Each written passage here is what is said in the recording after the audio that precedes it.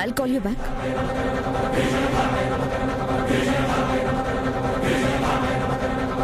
ఇదేంటి కేదార్ కింద పడుకొనున్నాడు?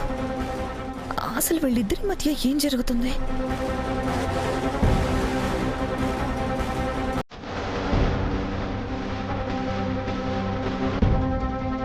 Good morning వదిన.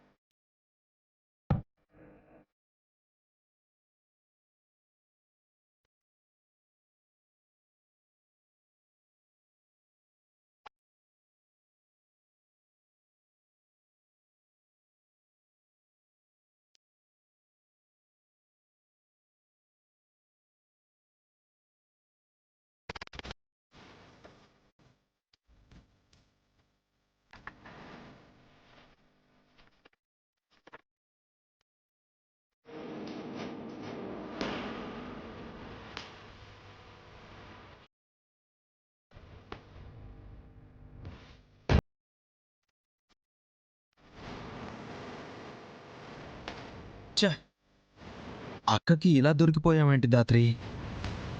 పక్కా అక్కకి డౌట్ వచ్చేసి ఉంటుంది. మనం సపరేట్గా పడుకుంటున్నామన్న డౌట్ వదినకు వచ్చేసింది.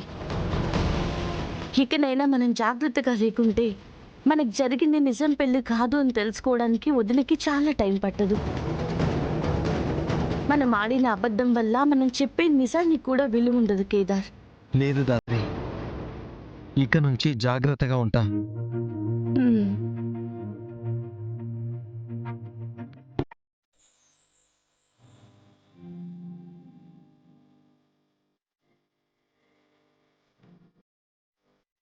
చూస్తున్నావేంటి? తీసుకో. నాకేనా? పొద్దున్నే లేవగానే కాఫీ తాగుతావు కదా.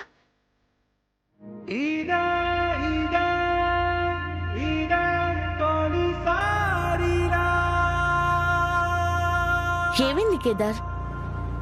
ఒంటరితనం బాగా అలవాటైపోయింది దాత్రి.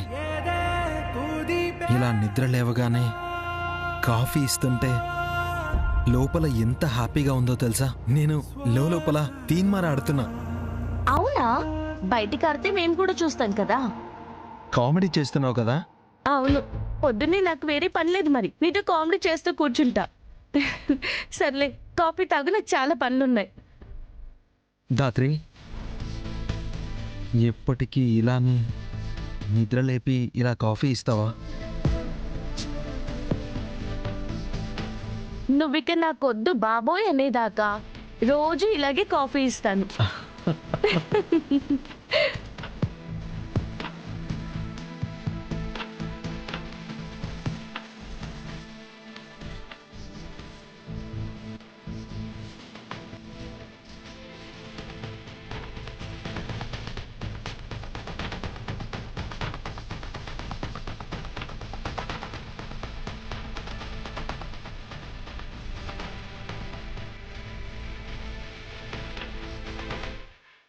నిషి ఏంటి ఇంకా కిందికి రాలేదు? లేచిందో లేదో. పైకి వెళ్ళి లేపుదామంటే ఎందుకు నా రూమ్లోకి వచ్చావని గొడవ చేస్తుంది.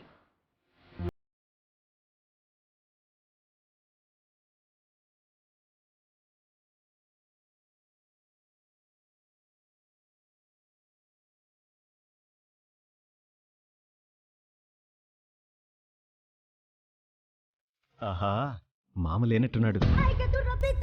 ఆ ఎక్స్ట్రా బూస్ట్ వేసిన పాలు తాగేద్దాం. ఆహా,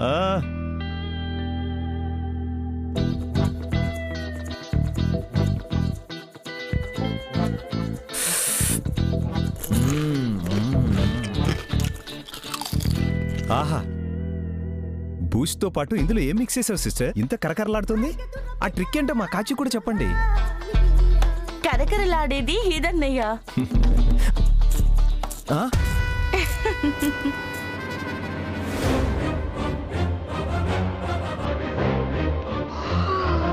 జగదాత్రి, కాఫీ. తలనొప్పిగా ఉంది, ముందు కాఫీ ఇచ్చి బ్రష్ తీసుకురా.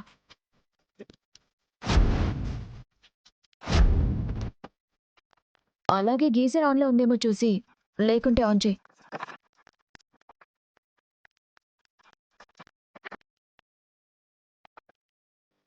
నిషి, ఏంటి?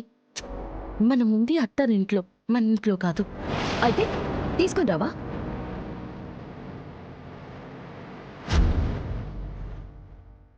చిన్నగా మాట్లాడు, అందరూ ఇక్కడే ఉన్నారు. ఉంటే ఏంటి? పొద్దున్నే నస పెడుతున్నావు. ముందు కాఫీ తీసుకురాపో. నేను తీసుకురాను.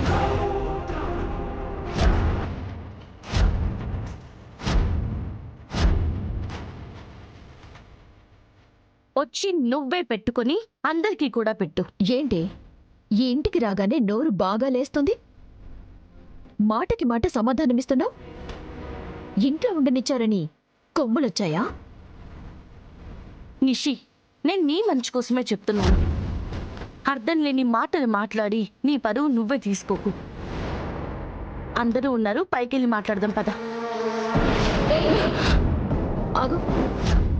వచ్చిన దగ్గర నుంచి చూస్తూనే ఉన్నాను. ఏదో నువ్వు ఇంటికి పెద్ద కోడలేనట్టు, నేను నీ తోడి కోడలుగా వచ్చినట్టు, ఇది మంచి ఇది చెడు అని చెప్తూనే ఉన్నావు. ఇది నా అత్తారిల్లు. ఇక్కడ ఎలా ఉండాలో ఎలా ఉండకూడదో నాకు బాగా తెలుసు. నీ సలహాలేమీ అవసరం లేదు. ఇక్కడి నుంచి వెళ్ళిపో.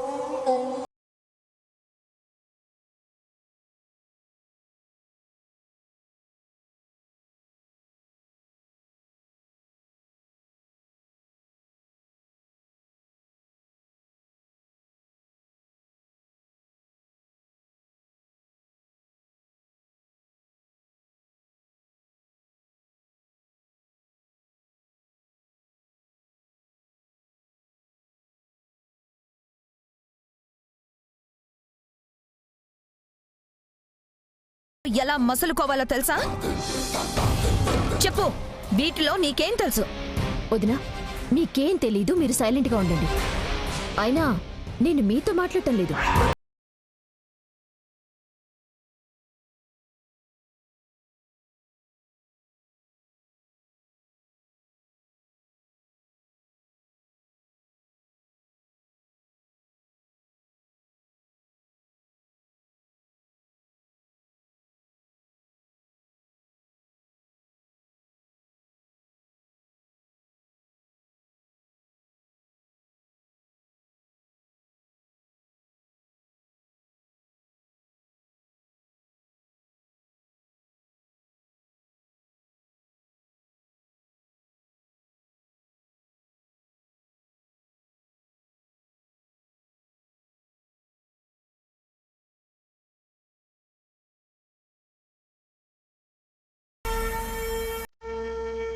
నిషి, నిషి, నిషి.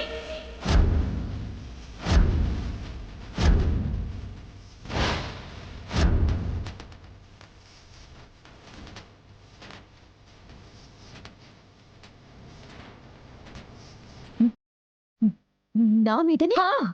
నీ మీదనే. ఒకరి గురించి మాట్లాడేటప్పుడు ఒళ్ళు నోరు అదుపులో పెట్టుకొని మాట్లాడాలి.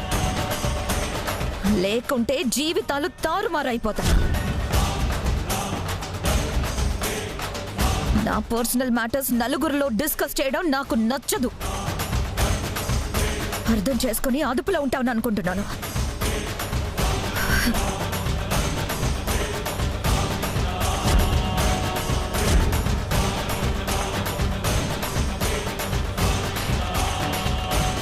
బూచి, మా అక్కని నించోబెట్టి నిలదీయగాని ఇంత ఆనందంగా ఉందేంటి? ఈ పిల్ల చాలా షార్ప్గా ఉంది కాచి. పదును తగ్గినప్పుడల్లా కొంచెం సాన పెడితే ఈ ఇంట్లో కౌశికి జెండా దించేస్తుంది. నా అత్తారింట్లో నా మీదే చెయ్యెత్తుతావా? నేను చెయ్యెత్తుకుంటే కౌశిక్ గారు చెయ్యెత్తి ఆపేసేవారే కాదు. నీ అత్తారింట్లో నీ పరువు పోకుండా కాపాడినందుకు సంతోషించు. అమ్మకి చెప్పి నీ చెంప పగల కొట్టించుకుంటే చూడు. ఛే!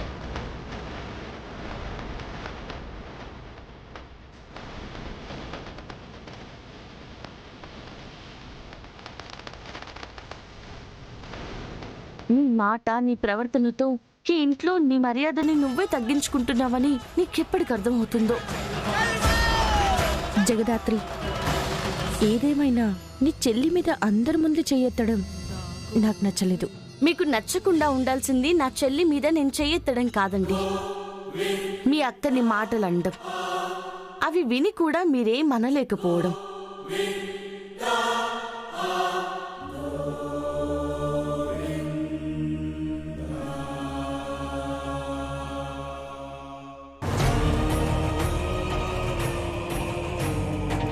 ఆ జగదాత్రికి ఎంత ధైర్యం ఉంటే నా మీదే చెయ్యెత్తుతుందా?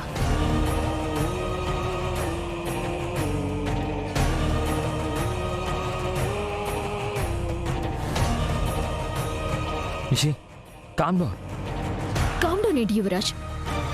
నేను చెప్పినట్టు వింటూ నా చెప్పు చేతల్లో ఉండే ఆ జగదాత్రి ఇప్పుడు నా మీదే చెయ్యెత్తింది. అది కాదు నిషి, నువ్వే కదా అక్కడ ముందు మాట అన్నావు. అంటే నువ్వు కూడా నాదే తప్పంటున్నావా? అంతేలే, మీరందరూ ఒక్కటే. ఈ ఇంట్లో కాని దాన్ని బయట దాన్ని నేనే కదా. ఛ! నిషి, కూర్చో. ఒక్కసారి నువ్వే కూల్గా ఆలోచించు. అక్క ముందు అందరూ సైలెంట్గా ఉంటారు.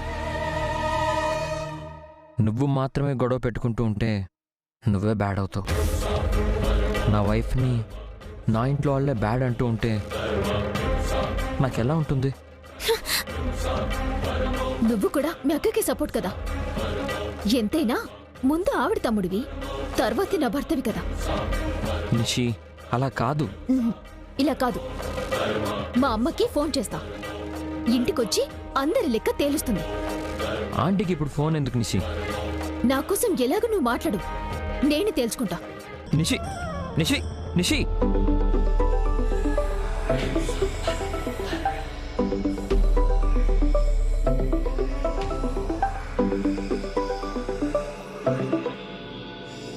హలో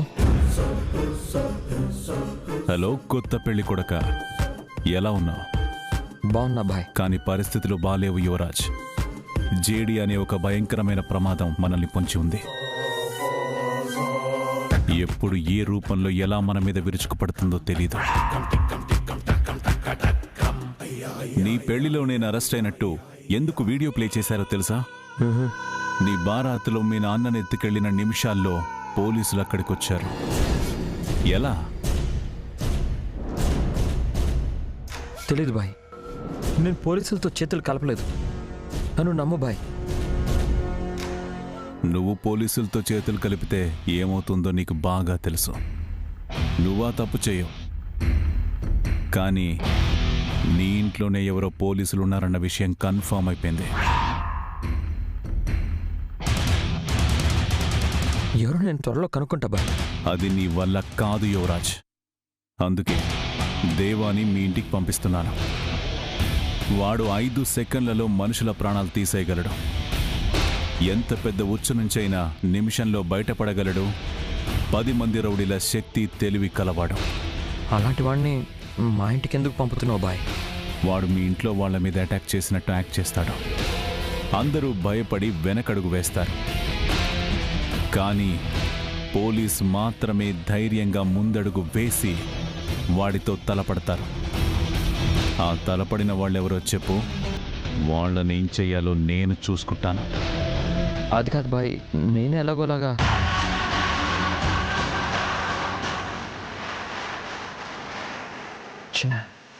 ఇప్పుడు మరి ఎవరి మీద అటాక్ చేస్తాడో, ఎవరికి ఏమవుతుందో.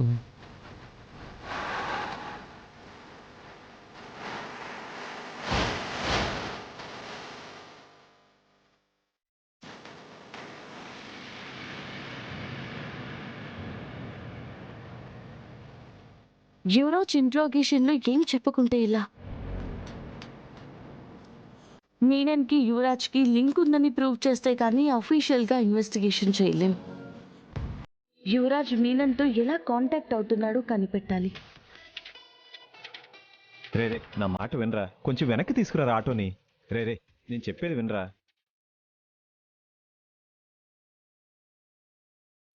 సరేరా, నీ మాట కాదు, నా మాట కాదు. ఆ డోర్ దగ్గర సామాన్లు పెట్టేసి వెళ్ళిపో. దగ్గరేరా, నా మాట వినరా. నేను గేట్ దాటి లోపలికి ఒక్క అడుగు కూడా పెట్టను సార్.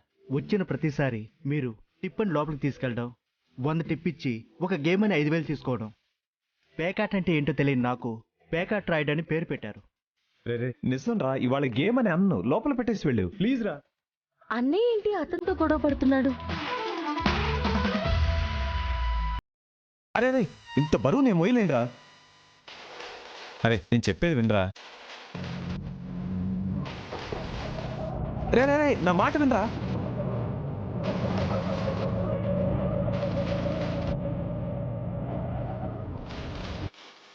ఏముందన్నయ్య, సామాన్లు లోపల పెట్టకుండా ఇక్కడ పెట్టేసి వెళ్ళిపోయాడు. సిస్టర్కి మ్యాటర్ చెప్తే మన ప్యాకెట్ మ్యాటర్ ఇంట్లో లీక్ అయిపోతుంది. అది వేరే డెలివరీలు ఉన్నాయంట, మనకి రెగ్యులర్గా సామాన్లు తెస్తాడు కదా, అందుకే నేనే వెళ్ళిపోమని చెప్పా. ఓ అరే బాడీ ఎందుకురా వాడడం, బుర్ర ఉంది కదా దాన్ని యూజ్ చెయ్యి.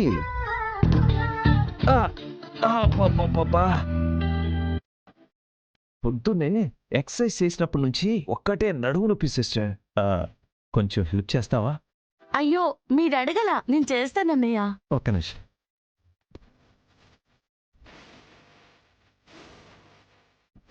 ఇది కూడా పట్టుకోమ్మా. ఇది కూడా ఆ చేయి ఉంది కదా, ఆ చేతికి పట్టేస్తున్నామ్మా, పట్టుకో. సిస్టర్ దీన్ని కూడా పట్టుకో. సిస్టర్ ఇంకొకటి, ఈ భుజం ఖాళీగా ఉంది, ఒక్క నిమిషం. అబ్బా ఒకటే నడుము సిస్టర్. ఓకే చెల్లమ్మా, మిగతా అన్ని నేను తీసుకొచ్చేస్తాను. సరే.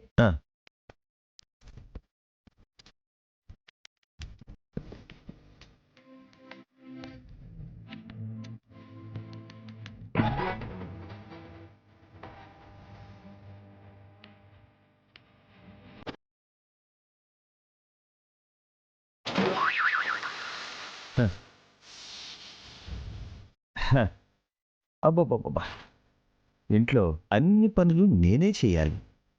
ఏం లేకుంటే ఏమైపోతారో ఏంటో.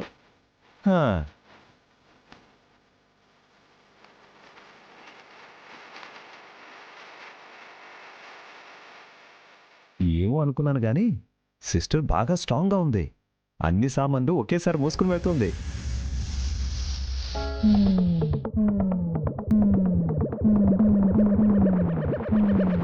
ఓ మై గాడ్, హాల్లో ఇన్ని గండాలున్నాయేంటి? ఇప్పుడు నేను సిస్టర్తో సామాన్లు మోయిస్తున్నానని తెలిస్తే చెవులు చిల్లులు పడేదాకా తిడతారు. సిస్టర్ సిస్టర్ సిస్టర్ ఇవన్నీ దించండి సిస్టర్. ఎందుకన్నయ్య? లోపల పెట్టేస్తానులే. వద్దు సిస్టర్. ఎందుకన్నయ్య? నా మీద ఏమాత్రం గౌరవం ఉన్నా అన్ని సామాన్లు నాకు ఇచ్చేయండి. ఇవ్వండి. అయ్యో కనీసం కొన్ని సామాన్లైనా నాకు ఇవ్వన్నయ్యా. ఈ పాల ప్యాకెట్ తీసుకుని రా సిస్టర్. అబ్బో చాలా బరువు ఉంది.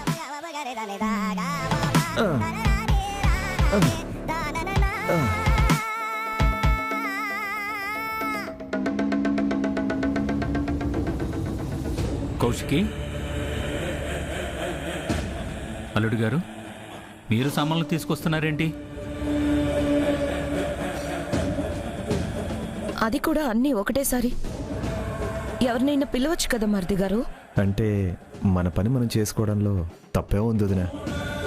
పైగా అందరూ బిజీగా ఉన్నారని నేనే కష్టమైన చేతులు నొప్పి వేసిన నేనే మోసుకొని వచ్చా.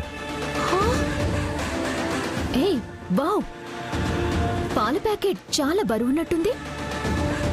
నన్ను ఇవన్నీ పట్టుకోమంటావా జగదాత్రి? సిగ్గు లేకుంటే సరే. అన్నయ్య నీ కళ్ళ ముందే అన్ని సామాన్లు మోసుకొని వస్తుంటే నువ్వు పాల ప్యాకెట్ పట్టుకొని వస్తావా? ప్లీజ్ నిషిక సిస్టర్, జగదాత్రి సిస్టర్ని ఏమనకండి. తను ఇంకొక చిన్న కవర్ తీసుకుంటా అని చెప్పినా నేనే వద్దని చెప్పాను. ఇంట్లో వాళ్ళకైతే పనులు చెప్పగలం కానీ ఇంటికొచ్చిన గెస్ట్లకి ఎలా పనులు చెప్పగలం?